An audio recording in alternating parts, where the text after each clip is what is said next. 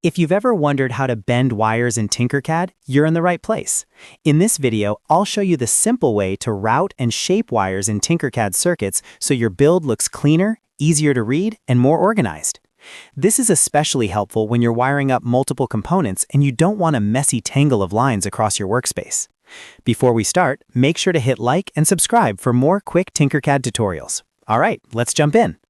First, it's important to know that in Tinkercad, wires are handled a little differently depending on where you are. If you're in the circuit design environment, you're not really bending a wire like a physical object. Instead, you're creating a routed path for the connection. So the goal is to make the wire change direction where you want it to. To begin, open your Tinkercad project and go into the Circuit section. Once you're inside your circuit, find the 2 points you want to connect. This could be from a microcontroller pin to a breadboard row or from one component to another. Click on the first pin to start the wire. As soon as you click, Tinkercad will begin drawing the connection for you. Now here's the key part. If you want the wire to bend, don't just move in a straight line to the final point. Instead, click on the work plane where you want the wire to turn. That click creates an anchor point, which forces the wire to change direction. You can keep clicking to add more corners if needed. This is how you make neat right-angle wire paths in Tinkercad.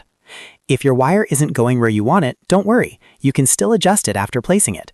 Click directly on the wire and you'll see small white squares or anchor points appear. These allow you to reshape the route. Drag those points to adjust the angle and position of the wire until it looks clean and lines up properly with your components. This is really useful when you're trying to keep your circuit easy to follow. For example, instead of having a wire cut across your entire workspace, you can route it along the edge, then bend it down into the correct pin. That makes your circuit look much more professional and also easier to troubleshoot later. If you're working with multiple wires, try to keep each one separated and organized. Use different bend points to prevent overlap and make sure each connection is clear. This is especially important in larger circuits where too many crossed wires can make the design confusing. Also, remember that in Tinkercad Circuits, the wire tool automatically helps create these bends for you.